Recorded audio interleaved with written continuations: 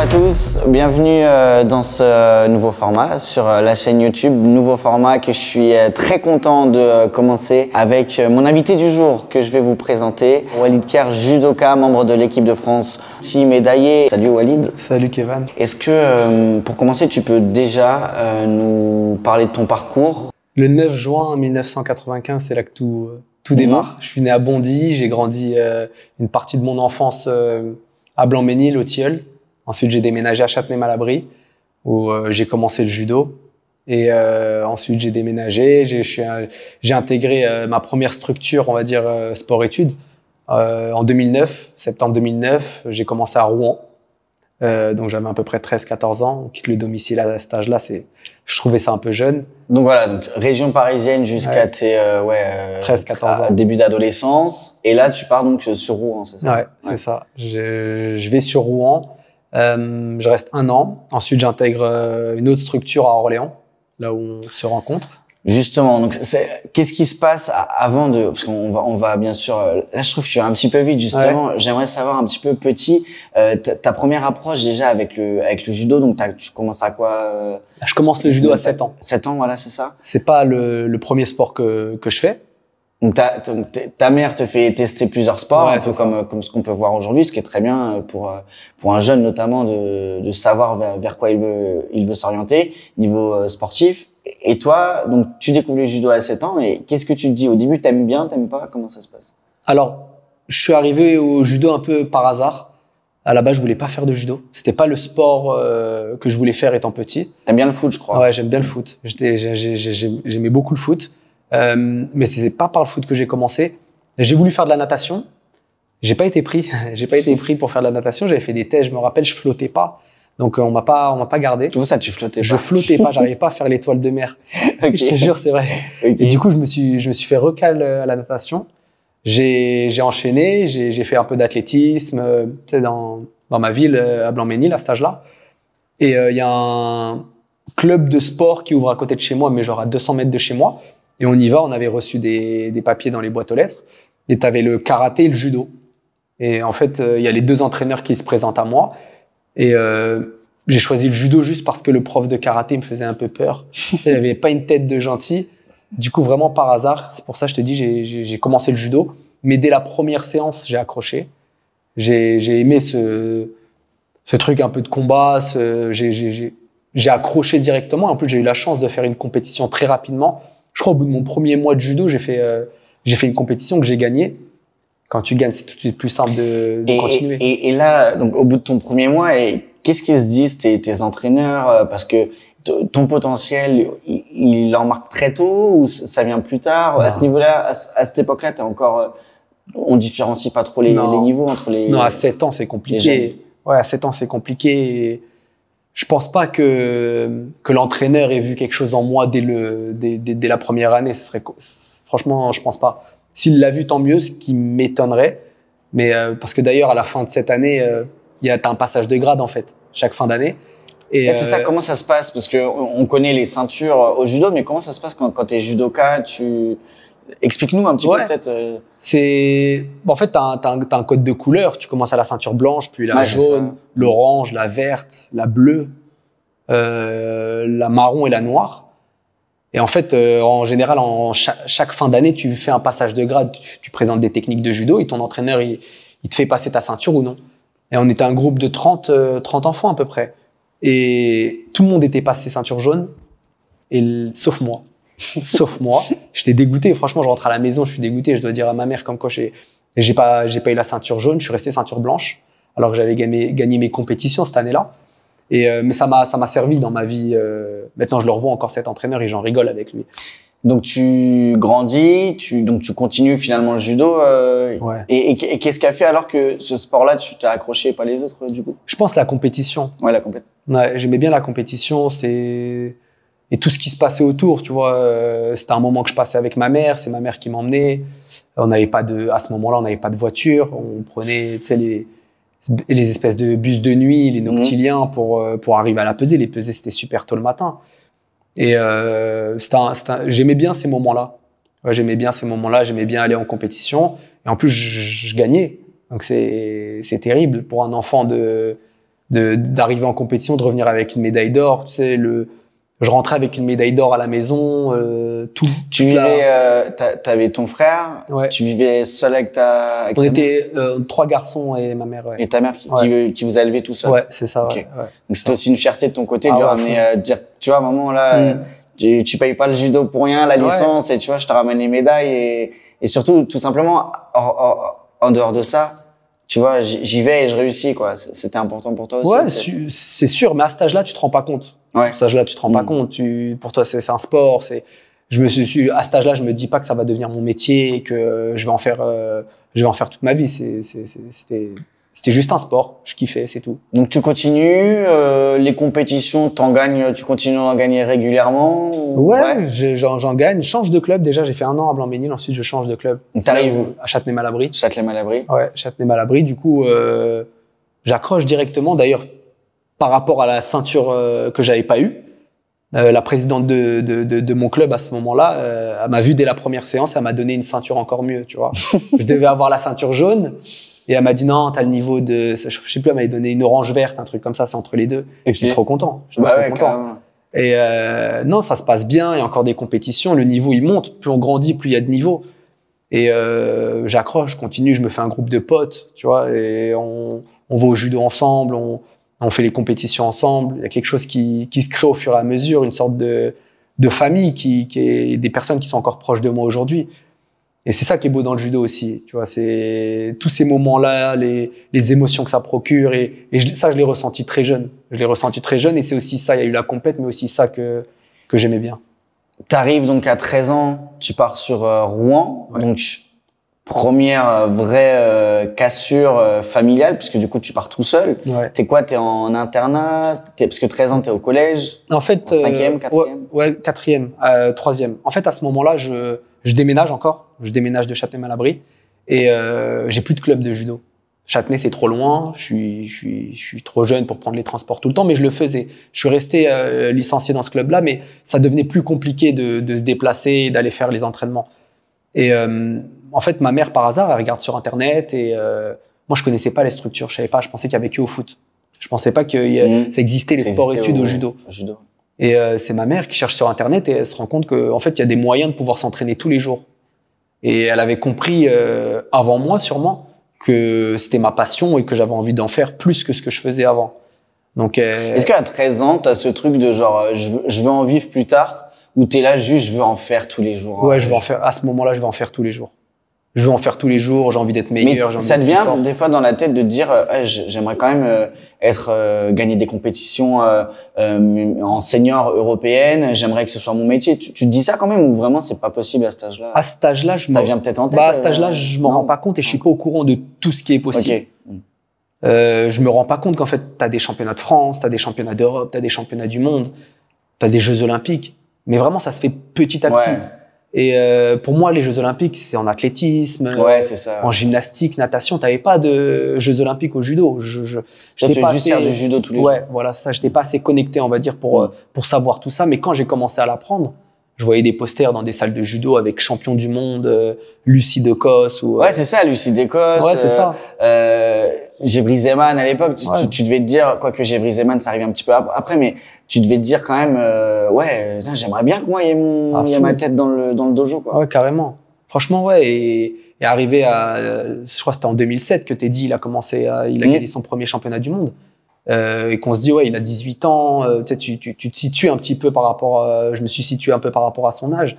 Je me dis, c'est fou ce qu'il fait et tout, c'est trop bien. Et là, tu commences à rêver, tu vois, et tu commences à te dire, t'as envie de faire pareil.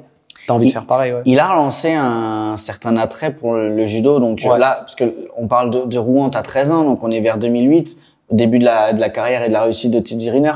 Même évidemment qu'il l'a popularisé encore plus, mais même chez vous, en fait, les jeunes qui étaient en sport-études, les jeunes qui rêvaient d'être des grands judokas, il vous a relancé ce truc de j'aimerais être en fait, c'est un exemple peut-être pour vous aussi. Ouais. Bien sûr. J'étais une catégorie légère, lui c'était une catégorie lourde, mais c'était le judoka du moment qui était ultra médiatisé, dont tout le monde parlait. T'étais obligé d'être au courant. Moi, la première fois que je l'ai vu, c'était en 2007, j'étais au tournoi de Paris et tout le monde criait son nom dans les tribunes à Bercy. Et tu te dis à ce moment-là, ouais, tu veux faire pareil. Franchement, c'est à ce moment-là, tu te dis, ah, c'est fou, il y a du monde, ça a l'air trop bien ce qu'il fait. Et au fur et à mesure, les choses, elles avancent, mais c'est sûr que Teddy, il a lancé un truc, un mood, tu vois, que tout le monde a voulu suivre. Donc, il y a Rouen, donc, pendant ta période collège, tu fais 1 ou 2 années à Rouen? Je fais 1 an à Rouen. Un an? Je fais 1 an à Rouen. Et après, tu arrives au lycée? Ouais. Et tu arrives à Orléans? C'est ça. En fait, t'as des niveaux de sport-études. T'as Pôle Espoir. Ensuite, t'as Pôle France. Et en général, pour rentrer en Pôle France à l'époque, il fallait être junior. Et moi, en gros, Pôle Espoir, c'est l'antichambre du Pôle France. Ouais, c'est les jeunes. Pôle France, en gros, c'est les jeunes qui représentent la France aux compétitions mondiales et européennes. C'est pas vraiment ça. En fait, c'est juste des catégories d'âge. Okay. En gros, quand t'es cadet, quand t'as 13-14 ans jusqu'à 15 ans, t'es au Pôle Espoir. Et ensuite, quand t'es junior, tu passes en Pôle France. Donc, t'arrives, toi, au Pôle France directement. En étant cadet. En étant cadet. Ouais. J'étais le plus jeune. En avance sur ton âge. T'arrives à Orléans.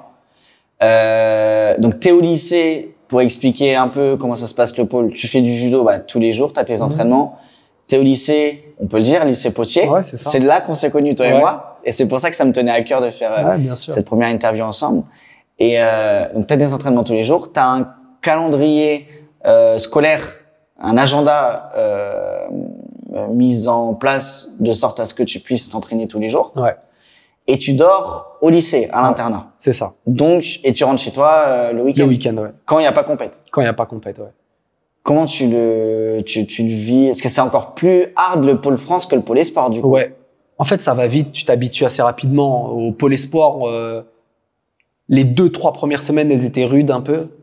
T'as hâte de rentrer à la maison. T'as pas envie de retourner au pôle et tout. Parce que t'es accroché à la maison, à la famille et tout. Mais au pôle France, ça s'est fait un peu plus, on va dire, plus tranquillement parce que t'as des gens qui sont plus âgés. Moi, j'étais le plus jeune, vraiment le plus jeune, le plus léger. Et franchement, ça s'est bien passé. Et j'étais plus dans un truc. Ça devenait plus sérieux à ce moment-là. Donc, plus simple pour moi d'aller faire des sacrifices et d'aller faire un peu plus que ce que je faisais avant. Là, tu t'es dit, il commence peut-être à y avoir une ouverture sur une potentielle carrière. C'est ça, ouais. Parce que je suis arrivé au pôle France en étant champion de France, du coup, à ce moment-là. Et ouais, c'est sûr que... Quelle année, champion de France? 2010. 2010, ouais. Ouais, 2010 et... Ouais, du coup, les choses, elles deviennent plus sérieuses. J'avais déjà fait 2-3 tournois internationaux et tout, et ça devenait plus sérieux. Donc, t'arrives en 2010 au pôle France, donc septembre, du coup, à la rentrée scolaire, et tu fais les 3 ans du lycée au pôle France, c'est ça? 2 ans. 2 ans, tu fais 2 ans. 2 ans. Je fais 2010 jusqu'à 2012, après les Jeux de Londres, du coup, et j'intègre l'INSEP en 2012. 2013, donc tu gagnes tout ce qui se passe. Ouais. Et ensuite, raconte-nous la suite, donc 2014, 2015, des quelques années avant les JO 2016. Donc je gagne les championnats de France, junior en moins de 60 kilos. Faut savoir que cette catégorie-là, c'était la plus forte à ce moment-là, en junior en tout cas. Donc je gagne les championnats de France, je gagne 2 tournois internationaux, un en Roumanie et un en Pologne. Et comment ça se passe? Parce que c'est intéressant de savoir pour ceux qui nous regardent, qui connaissent pas.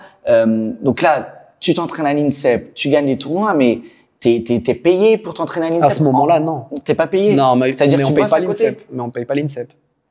Mais tu payes pas l'INSEP. Donc tu t'entraînes gratuitement en gros à l'INSEP. Ouais. L'INSEP met les moyens que tu performes. Tout à disposition. Il faut que tu bosses à côté? Non, mais à cet âge-là, j'ai 17-18 ans.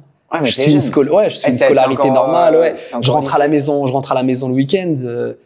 Non, à ce moment-là, j'ai que l'école et le judo en tête, c'est tout.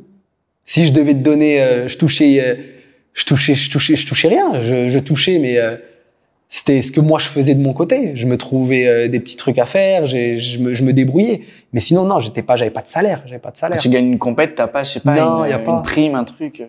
Non, mais c'est intéressant de savoir parce que malheureusement. On voit des fois il y a des judokas. Même je me souviens à l'époque Automne Pavia, Hugo Legrand qu'on voyait, je crois que c'était les JO 2016 ou 2012, je sais plus. On les voyait partout et finalement en fait c'était des gens qui bossaient à côté quasiment. Ils s'entraînaient, ils avaient aussi les moyens mis en place par l'INSEP. Mais il y a des gens, des fois on les voit partout à la télé, des sportifs. En fait on voit qu'en fait à côté ils charbonnent, ils sont routiers, ils sont machins, ils sont Et c'est intéressant de savoir ça aussi pour des judokas, parce que qu'on s'imagine un petit peu ce que c'est, quoi. Ouais. 2014, donc t'es très jeune. Bon, tu gagnes des compètes. Tu te dis quoi à ce moment-là? Il y a les JO dans 2 ans. Je l'ai dans un coin de ma tête, Mmh. parce que dès que j'étais petit, je faisais des calculs. Je me disais, si tout se passe bien, là, je peux arriver au jeu. J'étais encore jeune à ce moment-là, je suis junior 2 à ce moment-là. Il me reste encore 1 an et demi d'année junior avant de faire les tournois seniors. Mais je le garde dans un coin de ma tête et l'arrivée d'un nouvel entraîneur au club qui me fait rapidement comprendre que T'as quel club à ce moment-là? je suis à Flamme 91. T'es déjà, ouais, Je suis à Flamme 91 et à ce moment-là, directement, l'entraîneur, il me dit t'as 18 ans, 19 ans, mais dans 2 ans, tu peux être au jeu. Moi, dans ma tête... C'est qui l'entraîneur? Baptiste Leroy.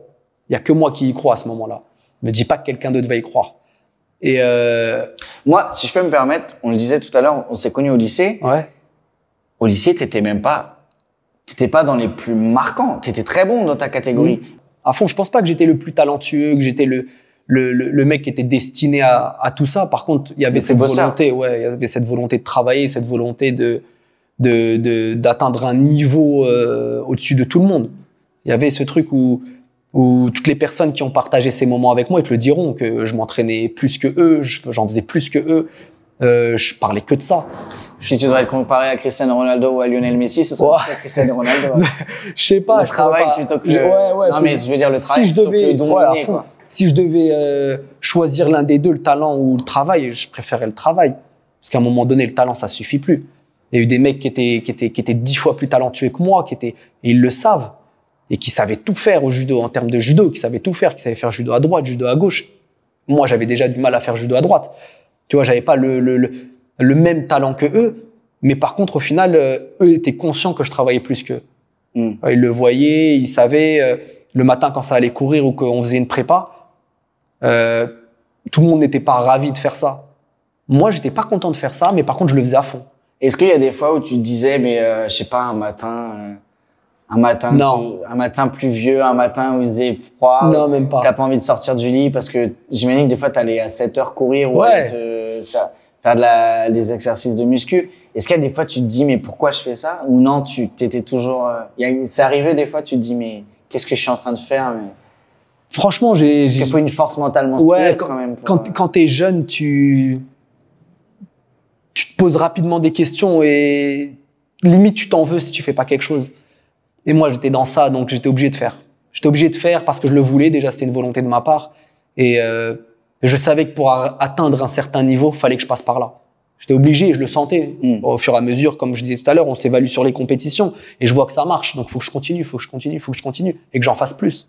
Et j'étais poussé par les bonnes personnes aussi. Donc, 2014, à ce moment-là, t'as 19 ans. Ouais, c'est ça à peu près, ouais. T'es pas encore le meilleur judoka dans ta catégorie? En junior, si. En junior? En junior, ouais. En junior, si, j'étais le meilleur. En tout cas, j'étais champion de France. J'étais en course pour les championnats d'Europe à ce moment-là, junior. Et sélectionné pour les championnats du monde junior.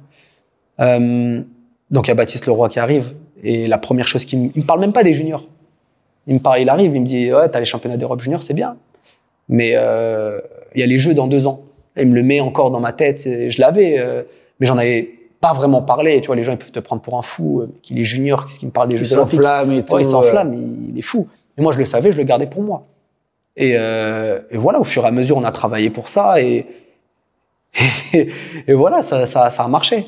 2015, il y a ce titre de champion d'Europe à Kazan. Non, 2015, c'est champion d'Europe en junior en Autriche. À Kazan, c'est quand alors? 2016. Ah, c'est juste, oui, Kazan, c'est en début 2016. Ouais, ça. Pardon. En fait, je gagne les championnats d'Europe junior en 2015. Et senior. 6 mois plus tard, je les gagne. Donc, dans la deuxième partie de 2015, il y a donc les championnats d'Europe junior, ouais. Pardon, que tu gagnes en Autriche, ouais. Content? Ouais, content. Premier titre européen, j'étais venu pour ça. De toute façon, il y avait T'étais favori à l'époque? Ouais, j'étais favori, ouais. J'étais favori. J'étais médaillé déjà l'année précédente. Ouais. J'étais le seul du podium à refaire les championnats d'Europe. Donc ouais, je pense que j'étais parti favori, ouais. Et donc, et là, c'est un coup d'éclat, enfin, pas coup d'éclat, mais une belle surprise, début 2016, pardon. Donc, ouais. Du coup, à Kazan, en Russie. C'est ça. Champion d'Europe, un peu à la surprise générale, oui et non, parce qu'en fait, on t'a toujours un peu classé comme ce mec capable de taper tout le monde sur une journée, en fait. Mais t'as même pas 20 ans, t'as tout juste 20 ans, je crois, Ouais, c'est ça. et t'es champion d'Europe. Ouais. Et là, ton nom commence à... Ouais.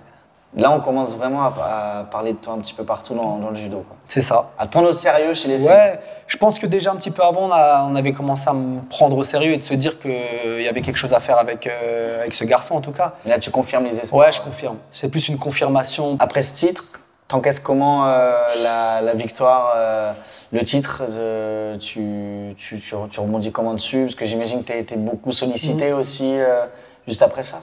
Ouais, c'est ça. C'est particulier à dire, mais sur le moment, c'était un très beau moment.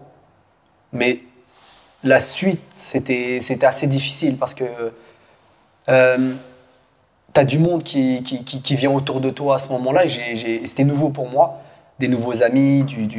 J'avais pas l'habitude qu'il y ait autant de demandes. Et en fait, il fallait que je me rende compte qu'il y a certaines choses qui allaient changer. Et moi, j'avais pas envie de tout ça. J'avais pas envie que ces choses, que des choses changent autour de moi. De quelle chose tu parles? C'est l'image que je pouvais renvoyer à ce moment-là, que les gens me voient autrement que le Walid que j'étais avant. Et ça, je l'ai ressenti, ça. Je l'ai ressenti. C'était positif, hein. C'était positif, mais j'avais pas envie qu'on se dise, en fait, Walid, le champion d'Europe. Je voulais que ça reste Walid, la même personne que je pouvais être. Et j'ai ressenti ce changement-là. Je l'ai un petit peu... Enfin, je ne vais pas dire que je l'ai mal vécu, mais c'était nouveau pour moi. Il fallait que je gère tout ça. Je me suis plutôt bien débrouillé, on va dire. Mais c'était nouveau. C'était nouveau et c'est pour ça que c'est important des fois d'être bien accompagné, d'avoir quelqu'un sur qui s'appuyer. Mais voilà, c'était nouveau pour moi. Et dans un petit monde, le judo c'est un petit monde, on se connaît tous. Et voilà, fallait que j'apprenne à gérer et savoir concilier, on va dire, la partie professionnelle et le judo, c'était nouveau. Et qu'est-ce qui fait que tu n'as pas su la gérer, comme tu nous le dis, parce qu'il y en a plein qui sont champions d'Europe à 20, 21 ans et qui la gèrent d'une meilleure façon. Qu'est-ce qui fait, c'est toi, c'est ton vécu, J'ai pas dit que je l'ai pas bien, enfin j'ai pas réussi à la gérer. Je l'ai gérée, mais j'étais pas préparé à ça. T'es pas prêt. J'étais pas préparé à ça. Ouais. Qu'est-ce qui fait que tu n'étais pas prêt à ça? Je sais pas. Le fait que ça arrivait vite. Ça arrivait tu penses à un manque de maturité? Ouais, un manque de maturité, sûrement, ouais. Ça arrivait tellement vite que je m'attendais pas à tout ça. Et les choses se sont fait assez rapidement et voilà, j'ai dû me, on va dire, apprendre sur le terrain. Ça s'est fait très vite. Mais ça m'a beaucoup appris. On vous conditionne pas au Pôle France. On vous dit, non. Si vous gagnez une grande compétition, on vous entraîne pas à répondre à des médias. Ça s'est fait par la suite, mais c'est pas là. Par contre, c'est plus des demandes personnelles. Ouais. Ça dépend. Il y en a qui sont à l'aise avec ça, il y en a d'autres qui le sont pas. Moi, je pensais l'être, mais en fait non. On s'entraîne à ça. Ça doit se préparer, ça doit se. Je pense qu'on doit vraiment être préparé à tout ça.